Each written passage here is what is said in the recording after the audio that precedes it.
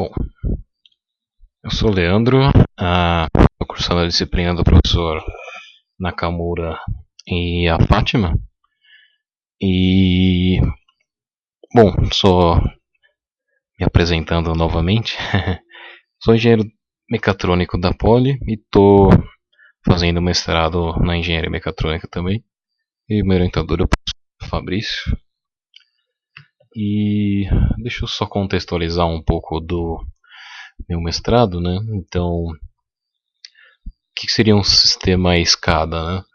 SCADA é um sistema que tem o significado por essa sigla, né? Que a gente está vendo aqui.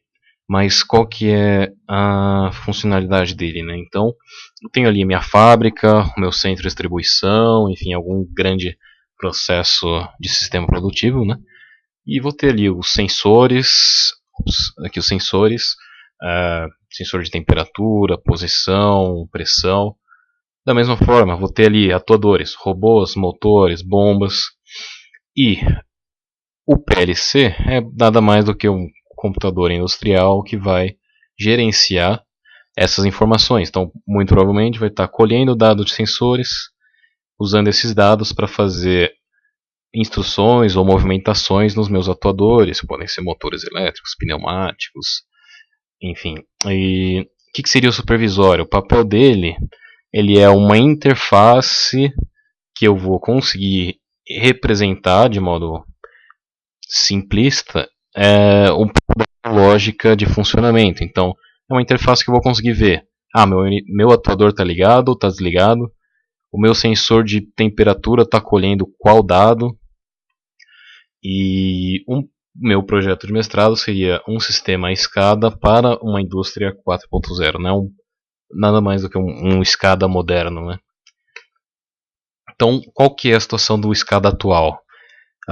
Dando algumas características dele. Ele é um pouco obsoleto, já vai ficar mais claro o porquê dessas características, né?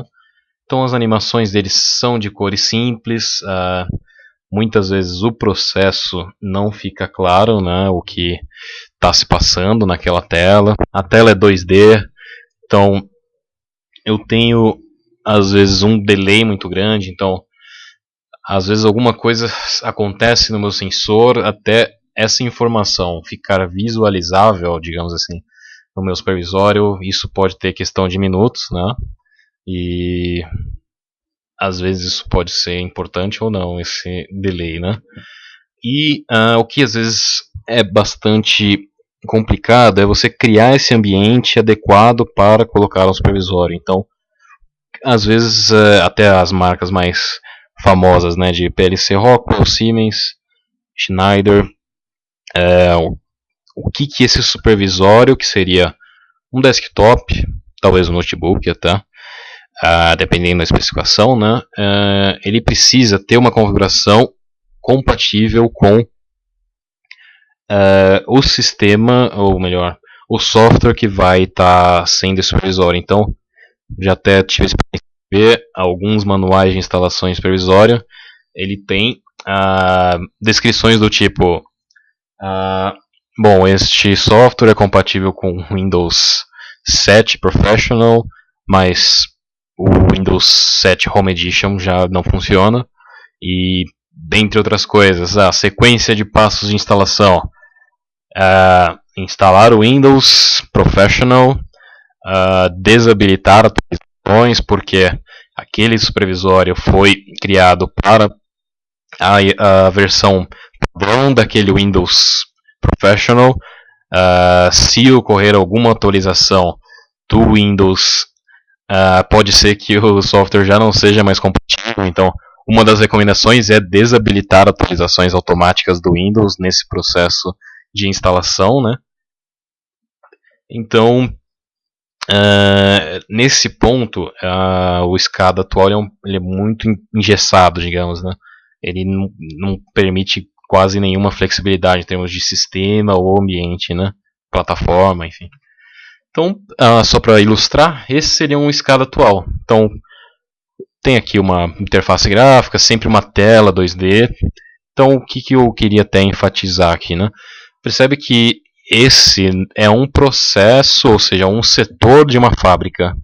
Então, por exemplo, eu pego ali meu mapa, um papel A1 da minha fábrica e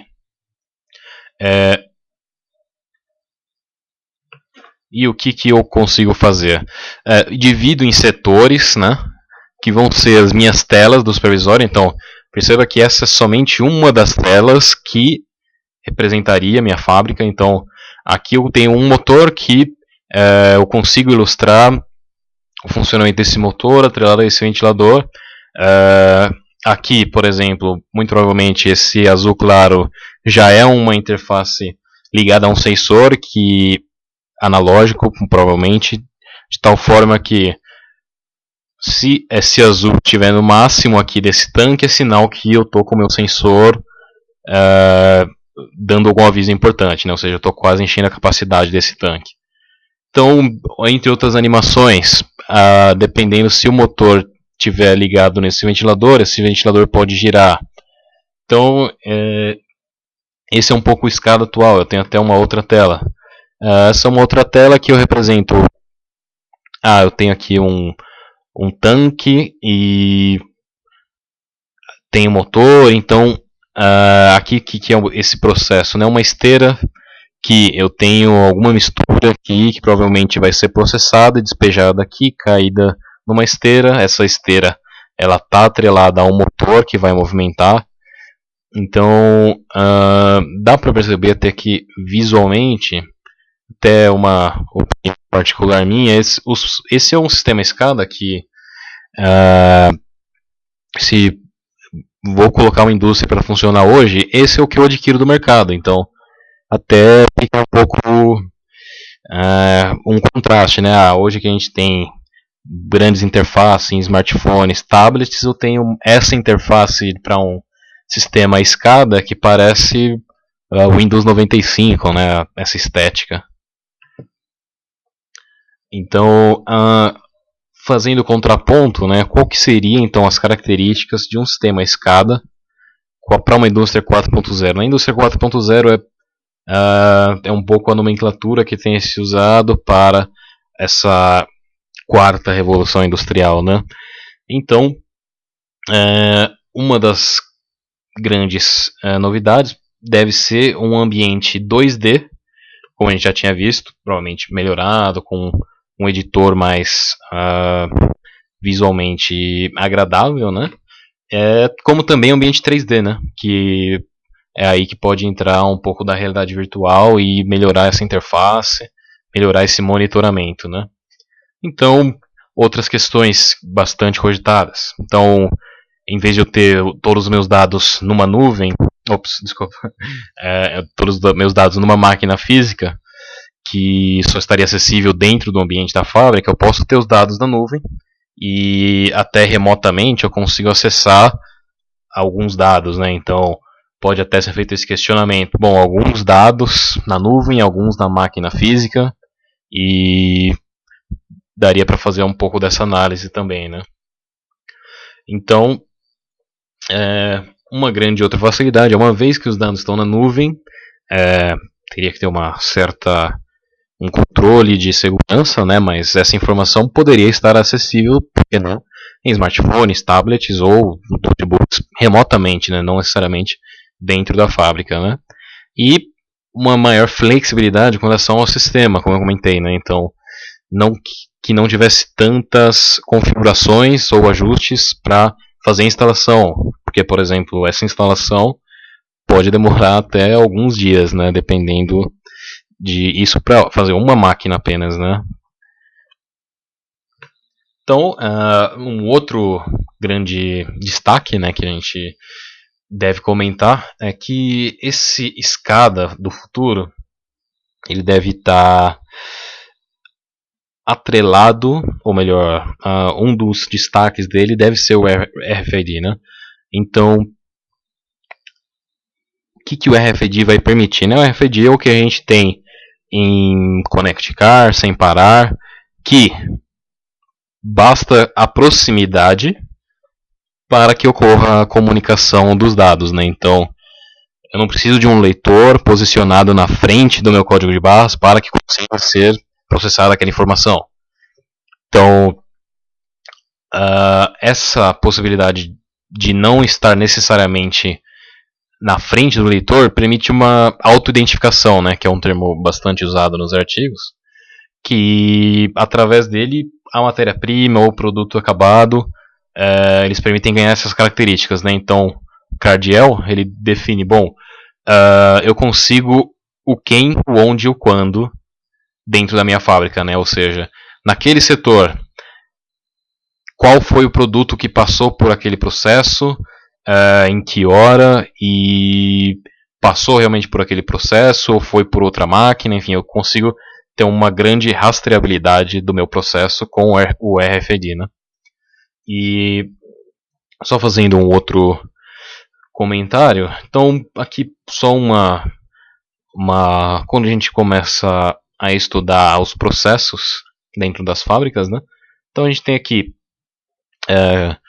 de tentar dar uma resumida, qual que seria, né?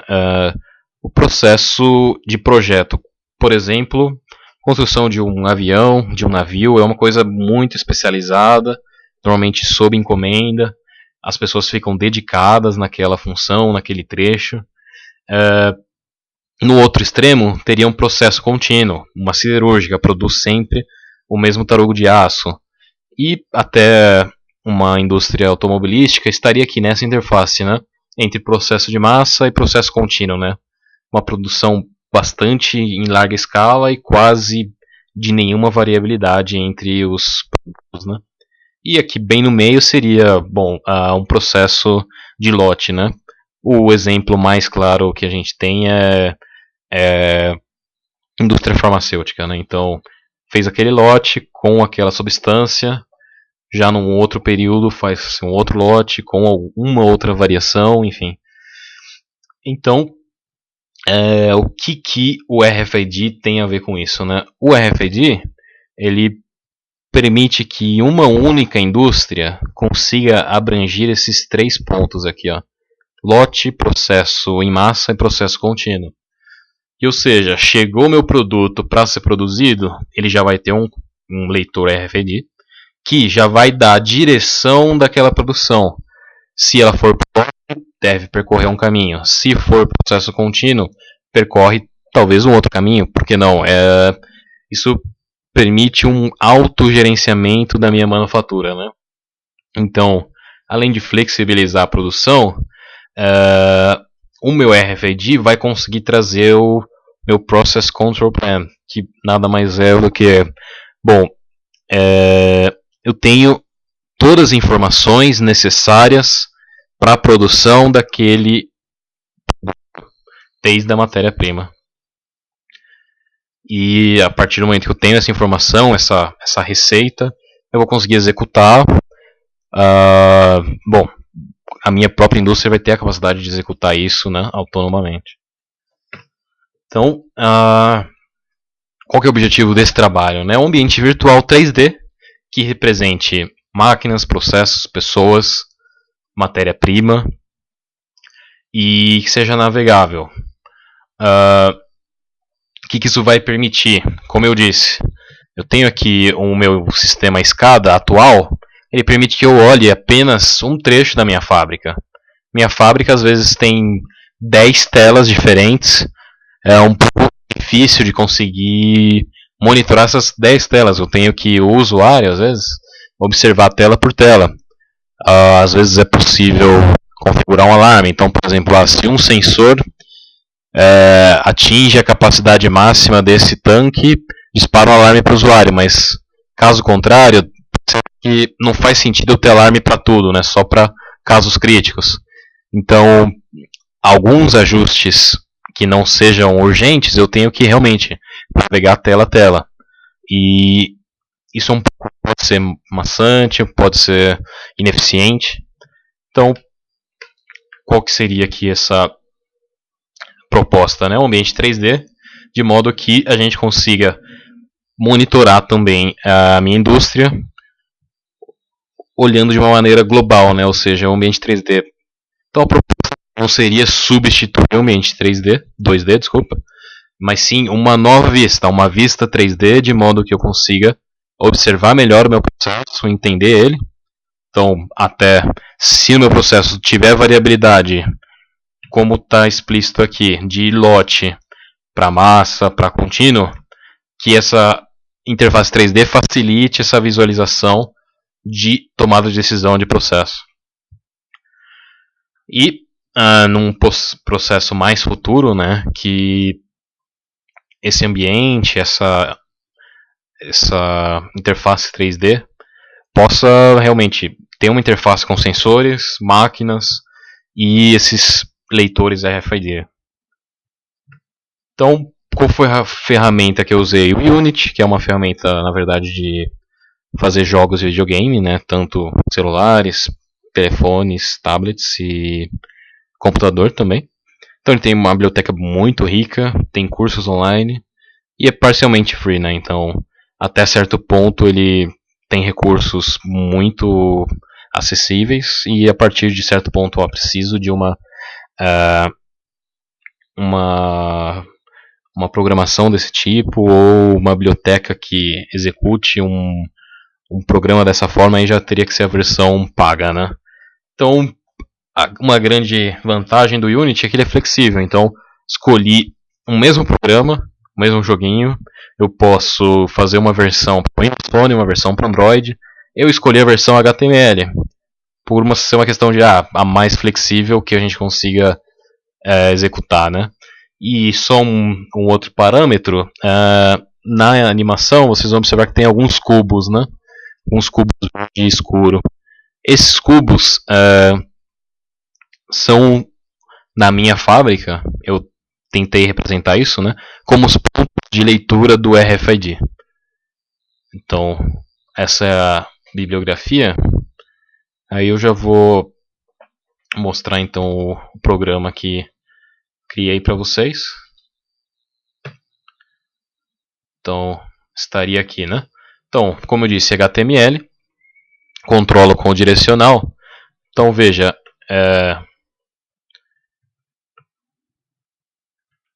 eu sou aqui a bolinha e tenho aqui uma máquina que executou uma leitura RFID.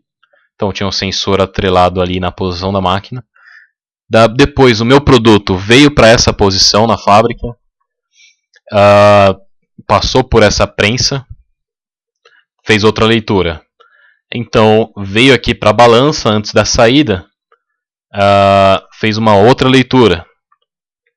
Então, e finalmente aqui, estou só aqui exemplificando, né? Então, os produtos, os cubos são os pontos identificados pelo RFID. Então, esse último ponto já seria o ponto de saída, por exemplo, desse processo, né? Então, tenho só uma mensagem aqui. Bom, o trajeto percorrido na fábrica, parabéns.